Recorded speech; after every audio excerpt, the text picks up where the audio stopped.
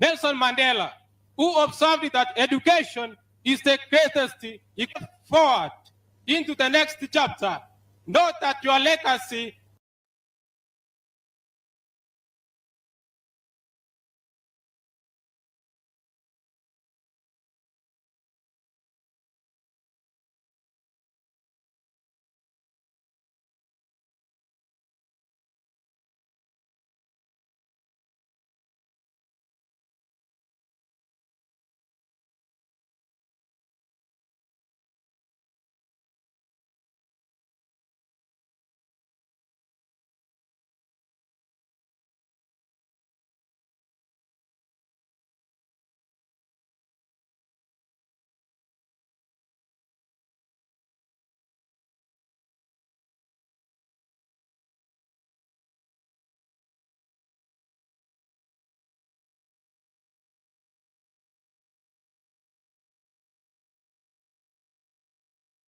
will forever remain in the halls of Kaiboi. Our chief guest, Dr. Musalia Mudavadi, we thank you for accepting to grace this graduation ceremony. Your presence, by extension, is a reflection of the caring character of President William Ruto. In saying so, I could not agree more with the words of the 16th President of the United States of America, Abraham Lincoln, who stated that nearly all men can stand adversity.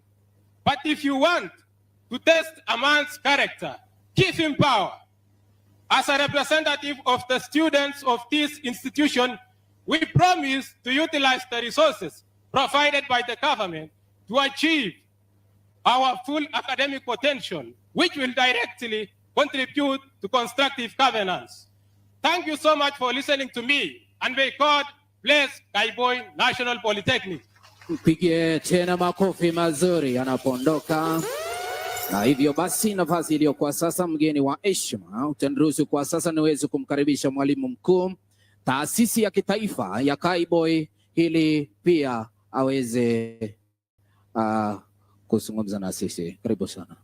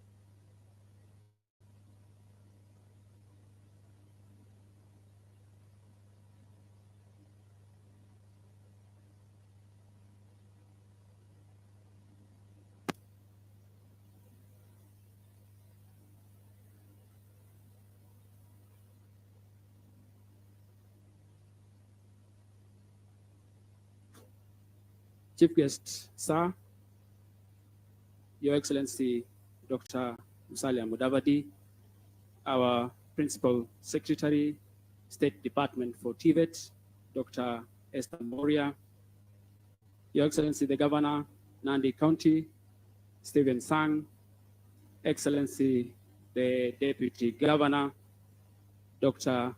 Yulita Mitei, all members of Parliament here present, ably represented and hosted by our senior constituency official representing the area member of Parliament, Nimrod Malel, our county commissioner, our council chairman, and members, directors present, my colleague, college and Polytechnic principals, our staff and students, ladies and gentlemen. Good morning. Good morning again. I would like to take this early opportunity to welcome us all to this auspicious ceremony. As Kaiboi National Polytechnic, we are so honored and so humbled and so happy that you could find time to join us. Before I continue, I would like to recognize the distinguished presence of our staff who have done a tremendous job. Our staff, kindly just be upstanding and wave to our chief guest. Asante sana. I would also want to recognize the distinguished presence of my colleague principals.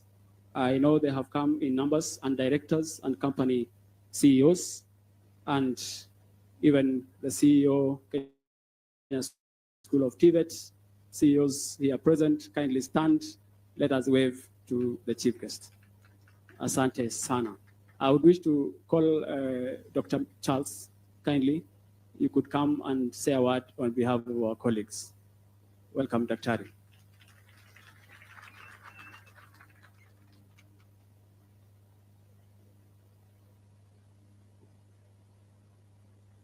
Our chief guest, all protocol observed. On behalf of the Kenya Association of Technical Training Institutions, where I serve as the National Vice Chair, we want to congratulate Kaiboi National Polytechnic on this inaugural graduation ceremony. Hongera, Kaiboi Technical. Asante sana. Let me now go to my very short speech. A very warm welcome to all of you on this momentous day. It is my distinct honor and privilege to stand before you on behalf of Kaiboi National Polytechnic on the occasion of our first graduation ceremony. I extend my heartfelt gratitude to our chief guest, Prime Cabinet Secretary, the Cabinet Secretary for Education, the Nandi County Governor, the Principal Secretary, State Department for TVET, all the dignitaries present for honoring us with your presence. Today we celebrate not only the success of our graduates, but also the remarkable transformation of our institution. From its humble beginnings as a technical trade school through its evolution into a technical training institute, TTI, Kaiboi is now a fully fledged national polytechnic. This journey has been nothing short of extraordinary, marked by unwavering dedication, hard work, and relentless pursuit of excellence. Now, over the years, the institution has witnessed tremendous growth and improvement in many areas. Our infrastructure has expanded and modernized, reflecting the commitment to providing the best possible learning environment for our trainees. Our enrollment numbers have soared, a testament to the trust and confidence that students and their families place in our institution. At the heart of Kaiboi's success is our exceptional team of teaching and non-teaching staff. Their passion, dedication, and unwavering support have been instrumental in shaping the future of our trainees. They have tirelessly worked to ensure that our students receive a holistic education that goes beyond academics, nurturing them into well-rounded individuals. Our trainees have consistently demonstrated discipline, hard work, and commitment to excellence. Their performance, both academically and co-curricular activities, has been outstanding. They have not only met, but exceeded expectations of the job market, earning accolades and respect from employers. We are proud to embrace competency-based education on training CBET, ensuring that our trainees acquire practical skills that are relevant to the demand of the industry. Our dual training programs further strengthen skills acquisition, providing our trainees with hands-on experience and a competitive edge. Kaiboi National Polytechnic has also established itself as an ICT hub in the region, thanks to the Jitume initiative. We are at the forefront of technology and innovation, equipping our trainees with digital skills needed to thrive in the modern world. In a special way, a very special way, I would like to extend our heartfelt appreciation to both the county government and the national government for their unwavering support and commitment to our institution. Financial assistance and various forms of support you have provided directly and indirectly have played a crucial role in the growth and development. Your investments in infrastructure, equipment, and educational resources have enabled us to offer high-quality learning environment for our trainees. We are particularly grateful for the continuous efforts to enhance our TVET programs through policy initiatives, industry partnerships, and capacity building programs. These initiatives have greatly contributed to the success of our institution and empowerment of our trainees. We look forward to continuing our collaboration with the county and national government as we strive to provide the best possible education and training of our young people. Together we can achieve our shared vision of a prosperous and skilled workforce that drives our nation's development. To our graduates, remember this is just but the beginning of your journey. Continue to strive for excellence, uphold the values of skills and you have acquired here, and make positive impact in your communities and beyond. When you joined Kaiboi National Poly, you were most probably young and naive and impulsive, but now you are grown and skilled. You must now heal from any false identity or miasma of deceit. Your trade at Kaiboi must have helped you to discover who you are and the natural resources you possess, like talents and passions. Now you must redesign your ideal life and develop a pathway of achieving it. You are indeed graduating today. The world of industry awaits you. Mentally and skillfully take control of your life, while at it, exercise a lot of patience, because things that last don't come easy, while things that come easy don't last. Thank you all for being part of this incredible journey. Together, we will continue to build on our legacy and reach new heights. As we celebrate the achievements of our graduates, today we look forward to a future filled with even greater accomplishments. Congratulations to the class of 2025, and may your future be bright and prosperous. Asanteni sana. It is my humble duty now to welcome our Chairman Council, Dr. San. Kindly, Daktari.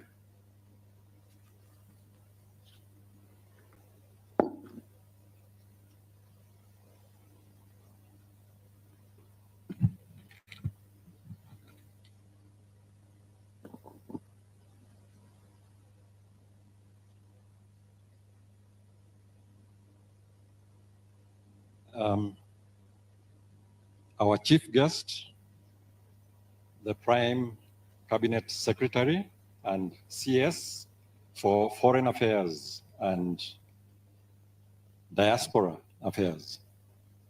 Kindly, sir, allow me to ride on the already established protocol in the interest of time. Distinguished guests and leaders, government officials, esteemed colleagues, and fellow council directors, graduates, families, and friends, ladies and gentlemen, it is with great pleasure that I welcome you all to this first graduation of Kaiboi National Polytechnic.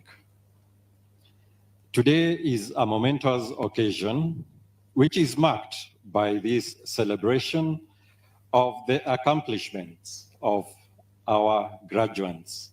First and foremost, I would like to acknowledge and extend our heartfelt gratitude to our Chief Guest, Prime Cabinet Secretary, Dr. Musalia Mudavadi, the Governor of Nandi County, Governor Stevenson, and all the distinguished guests and dignitaries who have managed to grace this great occasion in our academic calendar.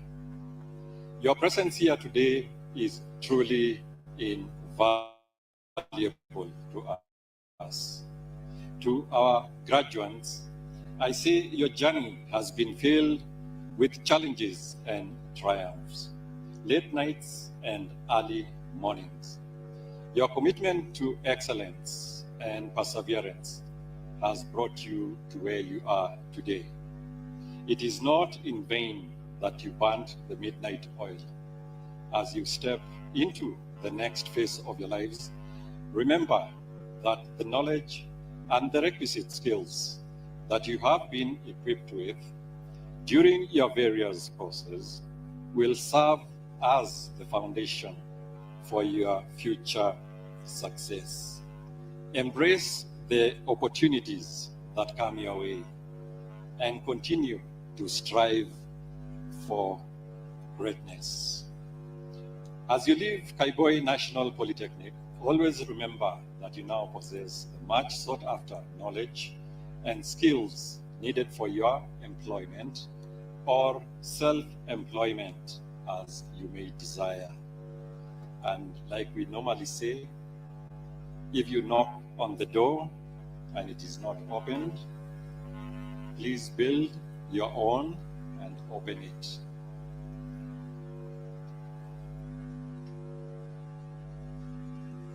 On behalf of this prestigious National Polytechnic, I would like to express our sincere appreciation to both the national and county governments for the unwavering support that you have always given to us whenever we call on you for any form of assistance.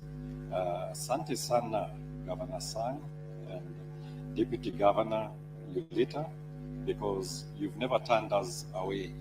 You are always very welcoming and very generous. Your contributions have been instrumental in our journey towards excellence. I am happy to inform you all that as an institution, we have a very committed council which has enabled us to position ourselves. Towards this end, we are proud that we are going to launch our strategic plan for the period 2025 to 2029 today. And this will serve as a guide and will also chart out our path that we will take in achieving our aspirations.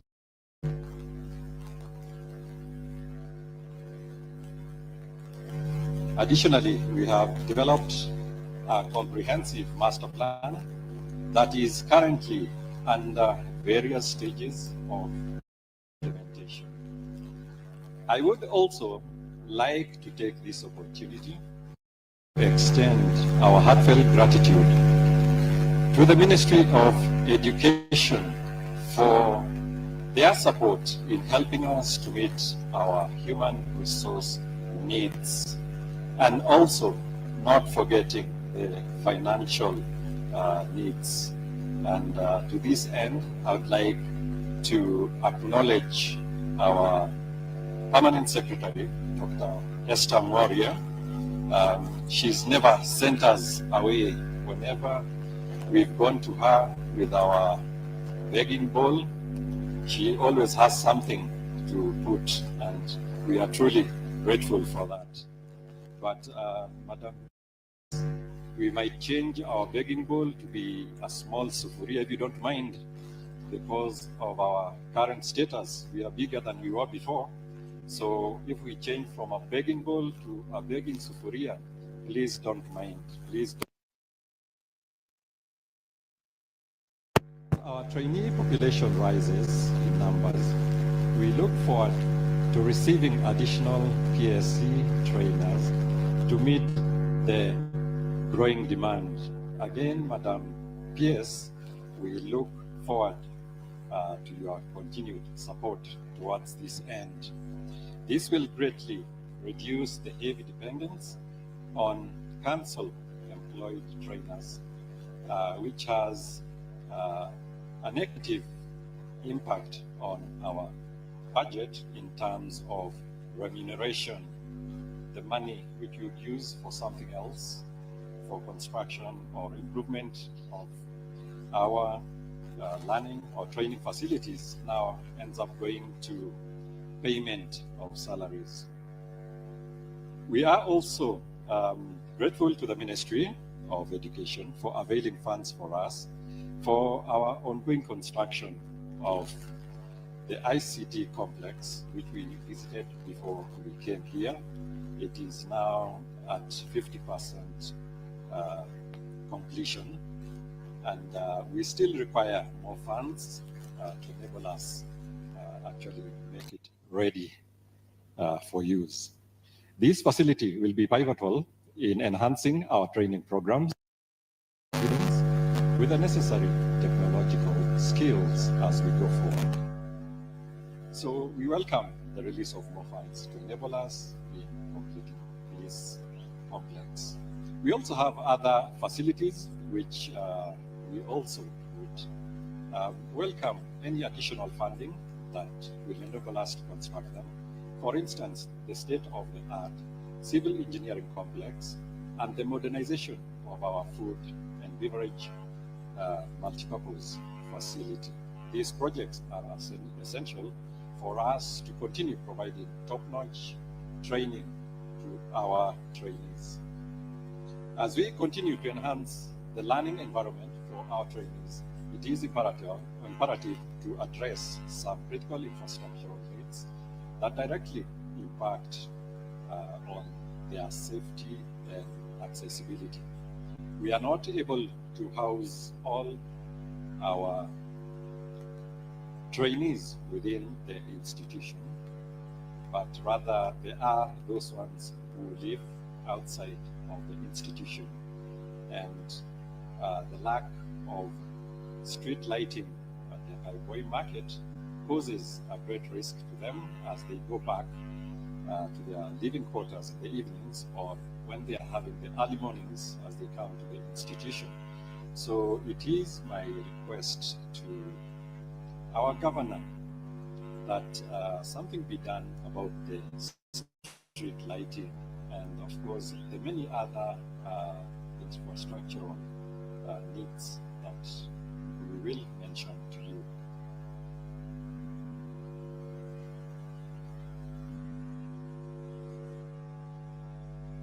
Okay, allow me to redact my speech in the interest of time. So I get to that point where I say to our graduates, I say congratulations, hongera kwenyu.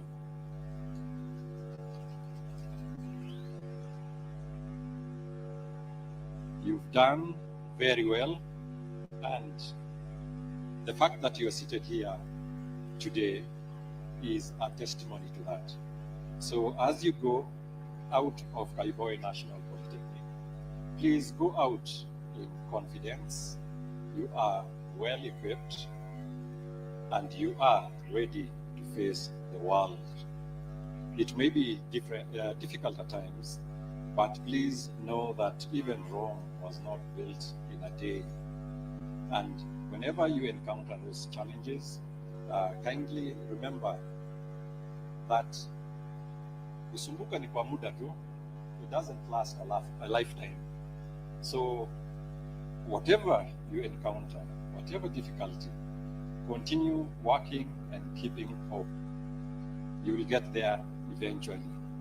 And if the worst comes to the worst, remember what I said. If you keep doors and those doors don't open, build your own and open it. You are equipped for that. Asanteni sana. Thank you all, and may God bless you abundantly. As you go, please remember, you will make our references. Tell them there is no other national polytechnic but Kaiboi National Polytechnic. Thank you.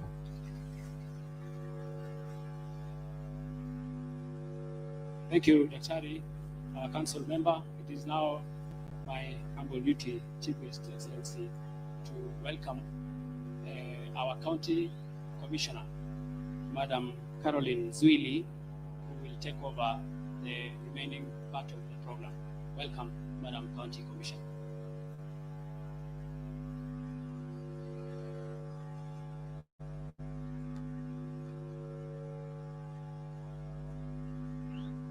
Can we give the principal and the chair a round of applause? Asante, asante sana.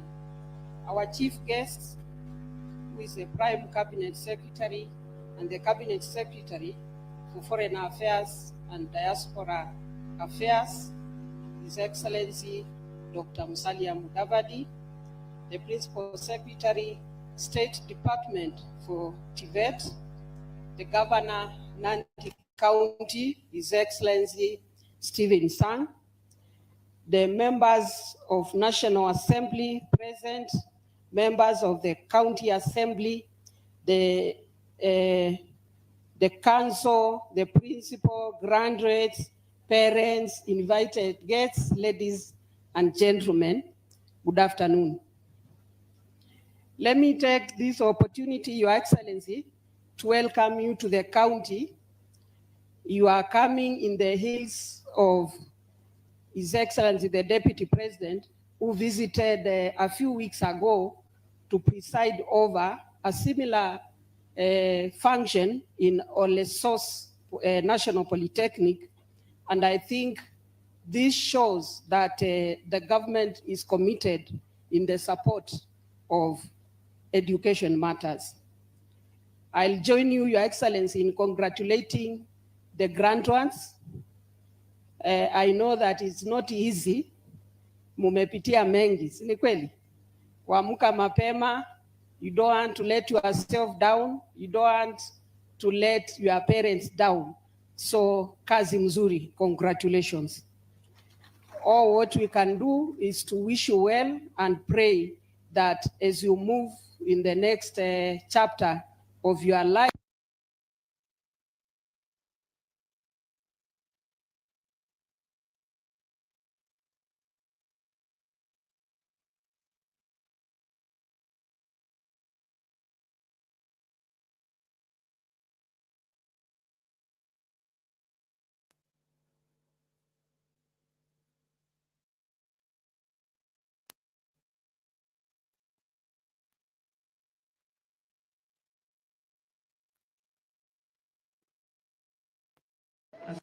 pigie machief makofi.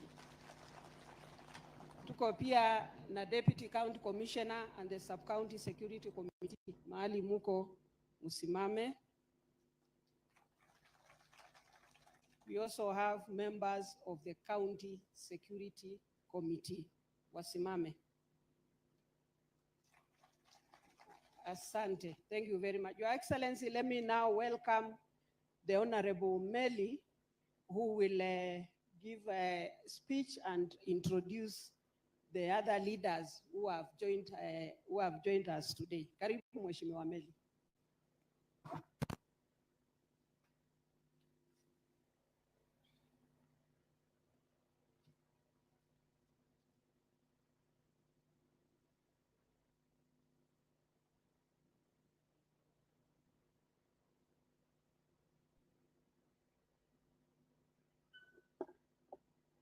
Our Chief Guest, Our Excellency Prime Cabinet Secretary, Dr. Mudavadi, the Principal of the College, the Chairman of the Governing Council of Kaiboi National Polytechnic, our Principal Secretary, Madam Esther Moria, all protocol observed.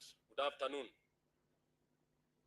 May I take this time, our Prime Cabinet Secretary, to congratulate the candidates or the graduates, their families, their parents, for this very, very fast graduation ceremony for Kaiboi National Polytechnic. This is a very good day for all of us as a county leadership led by our governor and all the county leaders seated here today. And we want to thank you, Prime Cabinet Secretary, for accepting to come and grace this being the first graduation ceremony for this National Polytechnic. Without much ado, I know we are actually back on time. I'll want to invite the leaders who are here today to give their speeches, but I want every member who is here to note that we want to thank the national government for accepting to actually elevate Kaiboi National Polytechnic, Kaiboi Polytechnic to be a national polytechnic. This was the effort of the member of parliament of this constituency and the leadership who are here. Honorable Kirwa, watu wa Kaiboi mnaelewa, is a very hard-working leader. We together, I being the chairman of education, principal secretary, and the government, accepted to acknowledge and to elevate this university, this polytechnic, to a national university, to a national polytechnic. Can we give him hands of applause? So I will go straight away to welcome the leaders who are here. Let me welcome the majority leader, who will introduce the MCS and say a brief statement. Majority leader.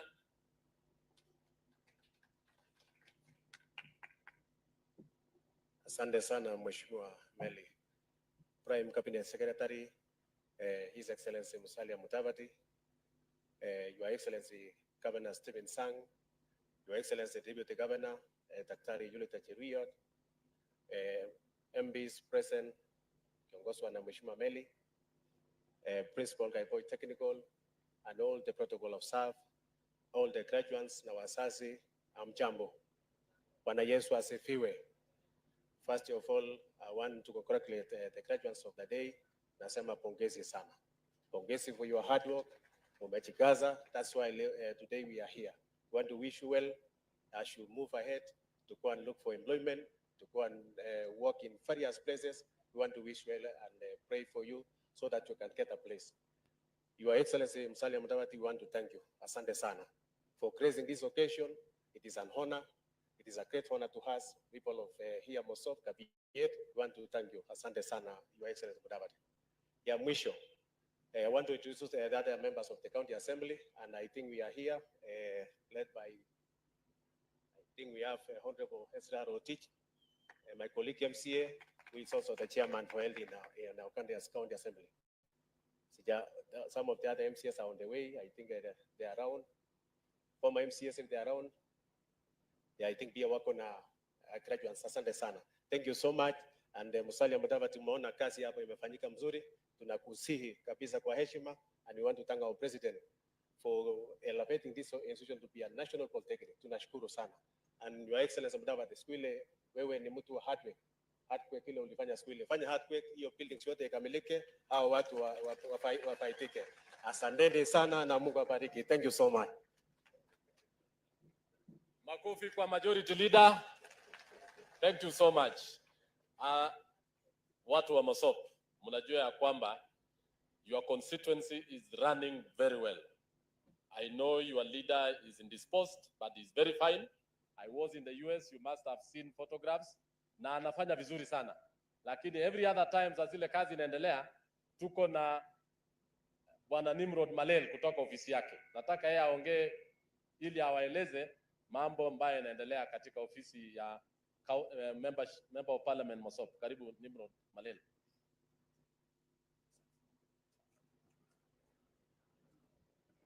Our chief guest, His Excellency Dr. Wycliffe Musalia Mudavadi, Principal Secretary, Chief Ed, Your Excellency, Sir, the Governor of Nandi, Your Excellency, the Deputy Governor of Nandi, members of Parliament present,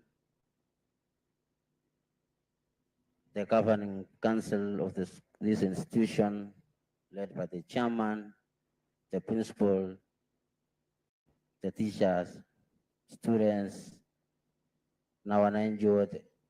Nawasalimu kwa jina la Yesu. Mjamboni. Thank you. Your Excellency, sir, it's a great honor today to have our first ever graduation to Kaiboi National Polytechnic. And it's an honor to have you today to grace this event. It's unfortunate, sir, our member of parliament is not around, but I know wherever he is, he's the happiest man. He has really longed to see this, but because we are here to represent him, we have to thank you on his behalf and thank everybody who has worked this journey to ensure that Kaiboi is a national school. Your Excellency, allow me to thank the school for what it's doing in mothers' education. Kaiboi National School is a backbone of in Mosop. We have invested a lot of resources in this school, and we endeavor to do so even more. As we speak, Your Excellency, we have a number of graduates here who are beneficiaries of CDF bursaries and scholarships, and we endeavor to continue the same. We have a program we have discussed with the school principal, Your Excellency, and in this coming May, we are going to enroll more than 200 students having been sponsored by the MASOP CDF Bursary Kit. I want to thank the leaders from around, led by the governor and area members of parliament from Nandi, for the support they've given us and this institution. This school has grown the economy of Kaiboi Center by far. And it is the reason why we got a modern market from the national government. The school has grown the businesses around, and it's one of the most important schools we have in MASOP, and we are happy to be part of this school. Your Excellency, I want to make some few requests on behalf of Mheshimiwa Kirwa. Number one, Your Excellency, is a request that you have made to the Ministry of Roads to ensure that we tarmac the road from Chepkober to Kaiboi Center, around 17 kilometers, Your Excellency. And we are grateful for the tarmac road you have gotten around 76 kilometers, that the contractor is already on site, beginning from Sela to Kaiboi, to Jepteroi, towards Kapkatembu, and all the way through Kamasai to Jimoi. We want to say thank you and pass our gratitude to His Excellency the President. It's a request you gave us when you visited Nandi, and for sure we have seen it come true. Your Excellency, I want also to request through your office, Your Excellency, we have made a request of connecting our people to power. As we speak, Your Excellency, in MASOP, we have only 22% of our residents having electricity. The rest 78% hawana stima. Tunaomba sana, Your Excellency, tuweze kuwapea stima hawa watu. It's the biggest thing they have been requesting. Kila kona tukienda MASOP. Najua kuna hiyo program na naomba sana iweze kufanyika mwaka huu. Sitaki kusema mengi, Your Excellency.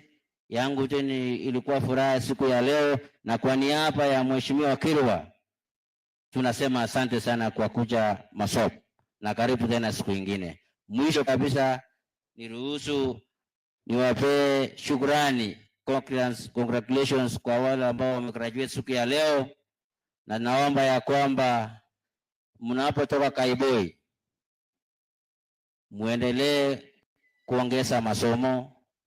Tunajua mambo ya kupata kazi Kenya hii imekuwa ngumu, lakini ninyi mko na bahati, uko na serikali hapa leo. I want to request Your Excellency that through your office, if we can employ at least 50 of them. Sema tu neno moja na roho yetu itapona. Asante sana, Your Excellency. Mpige makofi kijana Malela ambaye ni manager wa constituency manager.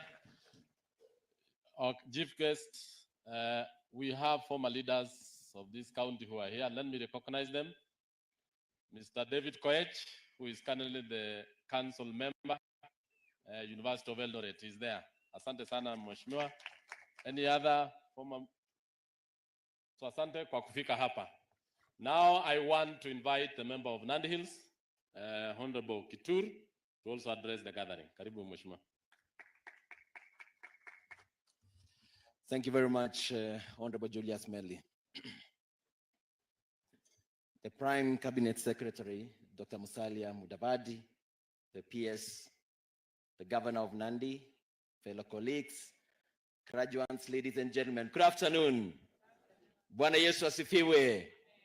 First of all, allow me on behalf of the people of Nandi Hills constituency and on my own behalf to congratulate the graduates the first graduates of Kaiboi National Polytechnic. Congratulations, great young people. Secondly, is to also congratulate the staff, principal and the staff, as well as the parents who've done great work to have been able to bring the best of the class that is now graduating today. Our chief guest today, I will be very brief because of the interest of time. I want to mention that I've seen you a couple of times, Prime Cabinet Secretary, visit Mosop constituency a couple of times. Indeed, you've been a great friend, and you're finding time in your extremely busy schedule to be here is something we take with great pride as leaders of Nandi. Secondly, is to also let all of us that are here to know that when we came into leadership, we chose that we will walk and speak one voice as the leaders of Nandi. At no point will you hear us, or if one of us is down, we'll always work together, and there will be no void in any manner or form in the leadership of this great county. Therefore, we have come in solidarity to support the Member of Parliament, whom we hope will be coming very soon, on this very important occasion, which we knew he worked very hard to have been able to have this institution be made a national polytechnic. Indeed, at that point, we had two institutions, Prime Cabinet Secretary. We had one called Lesos TVET at that point, and this the Kaiboi. But there is a way the Member of Parliament of this place worked his way. Despite the fact that the other institution is a bit bigger, he was able to get this be a national polytechnic. That tells you how passionate the Member of Parliament supports this institution indeed. Prime Cabinet Secretary, for those that are watching across the globe and across this nation and every part of this country, indeed, Kaiboi National Polytechnic is a polytechnic to take your child or any young person out there need to come and survive this institution because it's one of the best in the most secure place, fantastic climate. The teaching fraternity is very welcoming, and therefore I want to again call upon all of us that are watching across the country to please consider having your children or yourselves to come and study in this great institution. I would like Prime Cabinet Secretary to request you that now many of these young people are going out there. Most of them are technical students. It is my wish that most of those programs we've seen the government of Kenya Kwanza are trying to open out there. We've seen, events where the minister in charge of labor has been doing some clinics of how to export young people to go abroad. We want to see that to be extremely fair. And you see the number of times this will be done also not only in Nandi, but also in Kaiboi. And we want to see the results of this, of the young people being taken from here to go abroad and work. Second last, Prime Cabinet Secretary, when I engaged the principal a bit earlier and the chairman, he told me there are a couple of industries or manufacturing firms around here who want to partner, or they've reached out to partner with them so that most of these young ones, when they are studying, they have an opportunity to be able to intern or to go there and do the practicals. Or even during the training, they are trained on what should be found in the industry.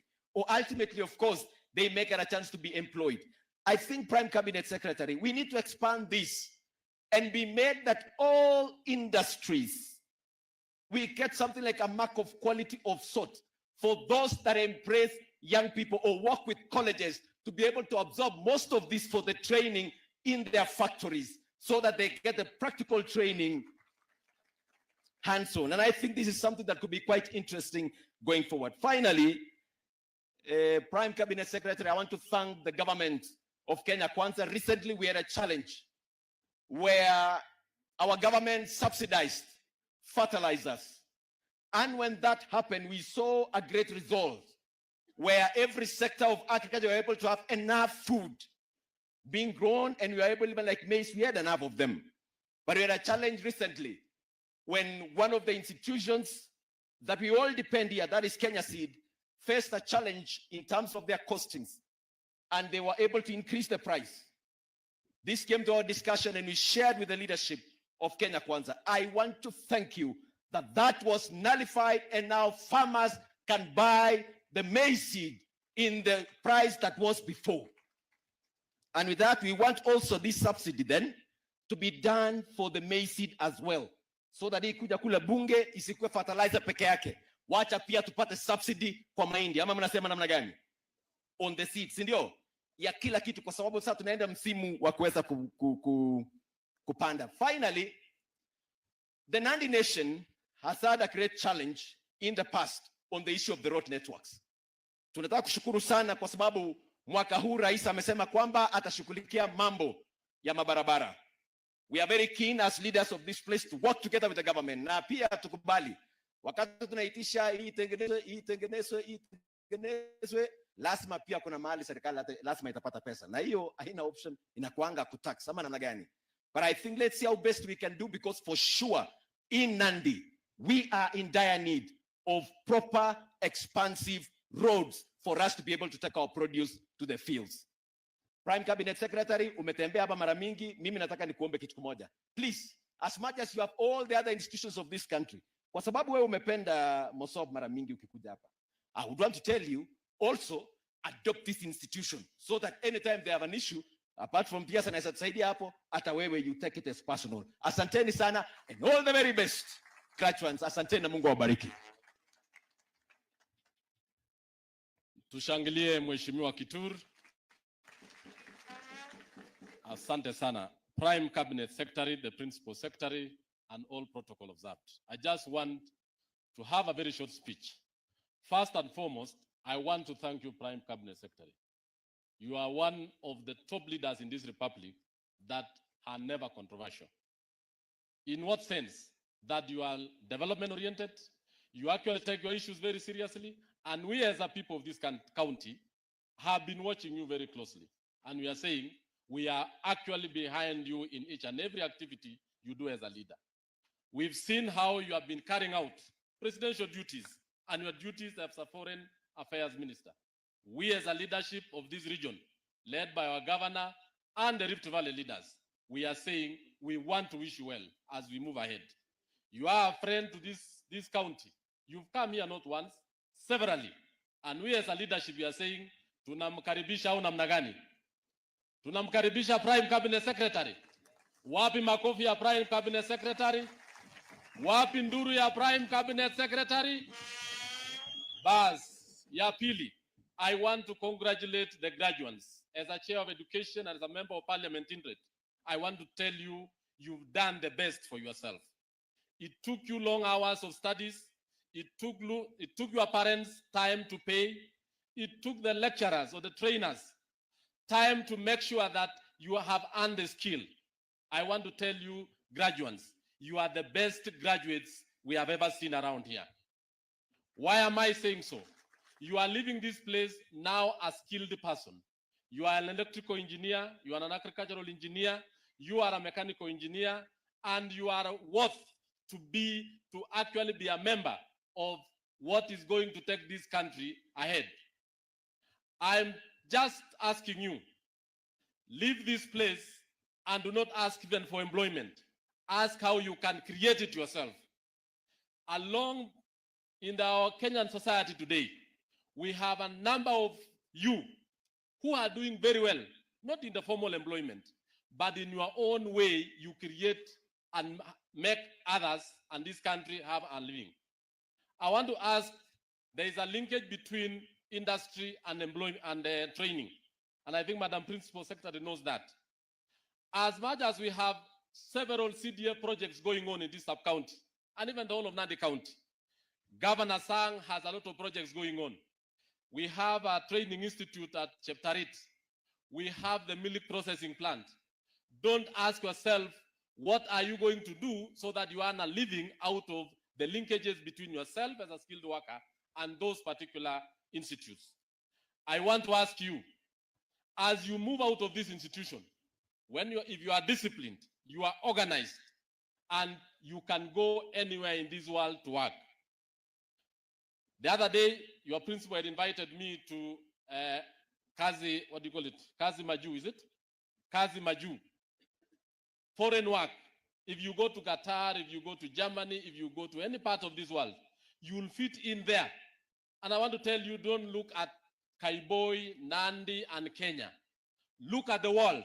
What can you be able to do in Germany? What can you be able to do in Korea? What can you be able to do in Dubai and other parts of the world? We as a people, we are going to support you with very good legislation, especially on how you can move out, you can use your skills very well, and you can develop this country.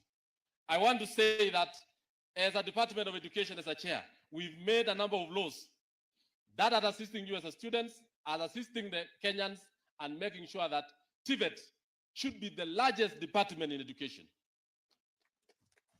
Because this is the place where we have the largest and the strongest human force in this country. And you'll be able to produce and give this country a lot of money as a people. Lastly, as I told you earlier on, I went to the United States a few weeks ago, and I met your member of parliament. He's very robust, he's gained health, he's doing very well. Most of you must have seen the photos in the social media. I did that because I want to tell you that he's doing well. He's recuperating very well. And most of the projects that are here today, we stand here today because of the work of Honorable Kirwa. He fought for this institution to be a national polytechnic. Can you give him applause, please? The member of the constituency manager has just indicated the number of road projects, the number of CDF projects going on. That means you have no vacuum in this constituency. You have no problem at all. He every other time consults with his constituency office, and as a leadership of the county led by the governor and ourselves, we'll step in any other time that he requires us to, like this graduation ceremony. That's why we are all here together. And I want to thank Governor, because when we said we are looking for the chief guest, you did very well, and you met the Prime Cabinet Secretary, and now we are here today courtesy of your member of parliament, because he is following us even now, wherever he is in Dallas, and he's actually saying congrats na pongezi watu wa Mosop kwa kumwombea na mnaendelea kumshikilia akiwa kule nje. Au namna gani? Ya mwisho nataka niseme, we have a number of projects that are going on, like the road. Barabara hii yetu ya kuanzia kule Tinderet mpaka Celia na hizi zote ambaye tumesema inafanywa na contractor moja. We had some technical issues on funding Prime Cabinet Secretary, which I think you in the government have sorted it out, and we want to see it started. And we want to ask you, we want these roads to get finished because we have the funding already from the donors. Tunataka tumalize hizi barabara, tuanze hizi zingine, na hizo mambo ya sitima iwe things of the past. Lastly, ni project ya ICT yenye iko hapa. I know the supplementary budget is around the corner, and I want to ask Principal Secretary, let us finish that ICT so that next time when we are coming here, we are inspecting a different project. Au namna gani? And you being the AIE holder, and you know we make budget in the National Assembly, just propose, we give resources, I think they are about 50%, about 50 million shillings, tumalize hiyo ICT, wanafunzi waingie, alafu tupate pesa mfukoni. Au namna gani? Tuko sawa? Kwa hayo na mengi, asanteni sana Kaiboi, and I want to say, nataka tu niwaeleze kama kiongozi wenu to support serikali yetu, kwa sababu programs ambayo tuko naye kama hiyo ya mbolea na mbegu. Mheshimiwa Kitura amewaeleza, we had the prices going up, and we had a meeting where Mheshimiwa Kituru was seated na mimi kama representative ya Nandi County, na tulisema bei kuje chini. Let us also as a government, because we have been subsidized fertilizer, let us subsidize the seeds so that we have large production of maize tutumie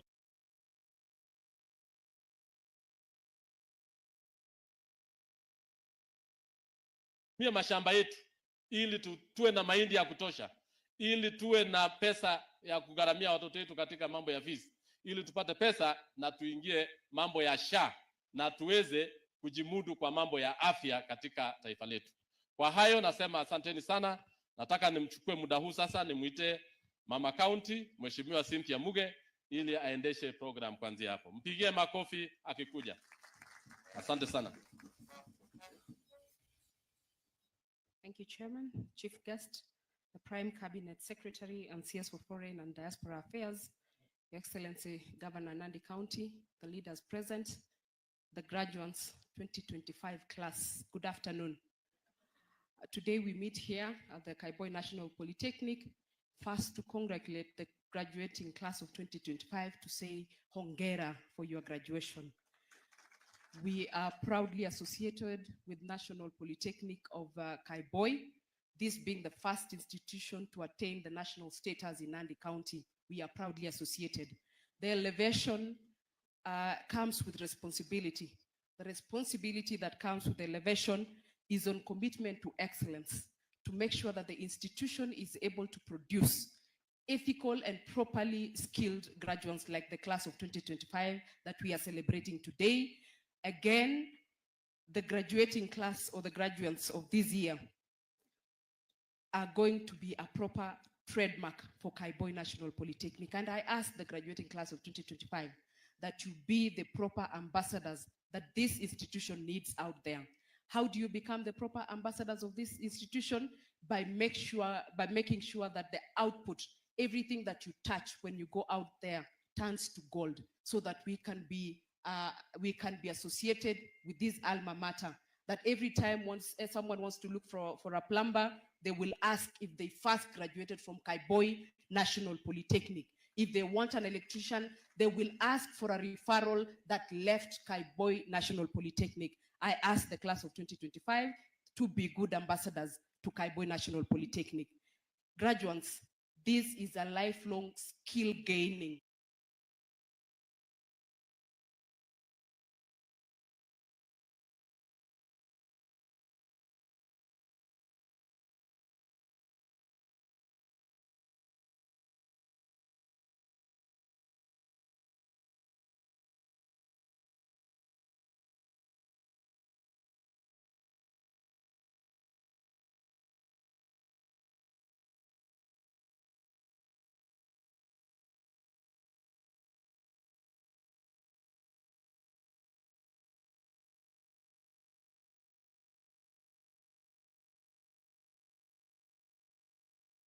the world is changing.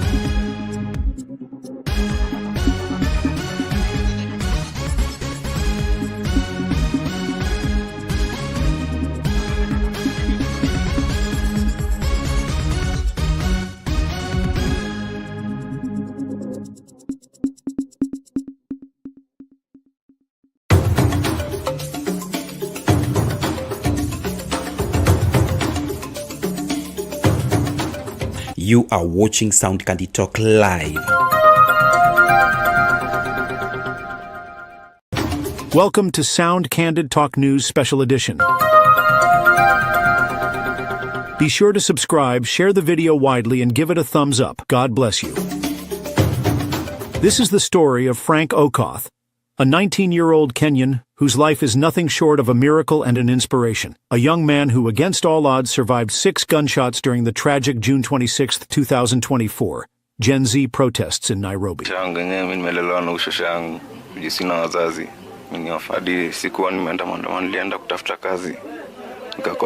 Frank is an orphan, raised by his aging maternal grandmother after losing his mother at the tender age of 8. He never knew his father, a result of a teenage pregnancy, and life has dealt him blow after blow. Frank and his grandmother have faced unspeakable challenges, including surviving 2 devastating slum fires that claimed everything they owned: his late mother's documents, birth certificates, and school papers, leaving them with nothing to rebuid their lives.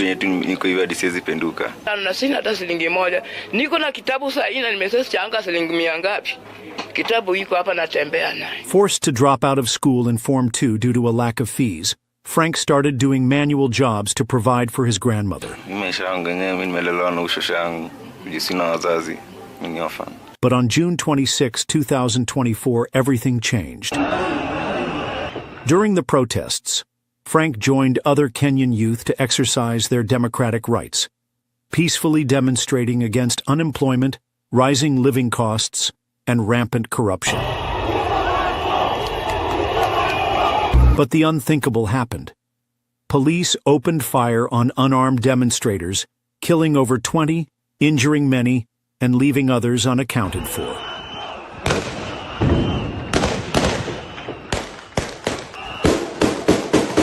Frank was among the victims, hit by 6 bullets, yet by God's grace, he survived.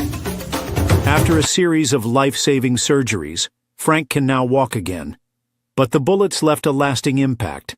He can no longer perform heavy-duty jobs to support his grandmother.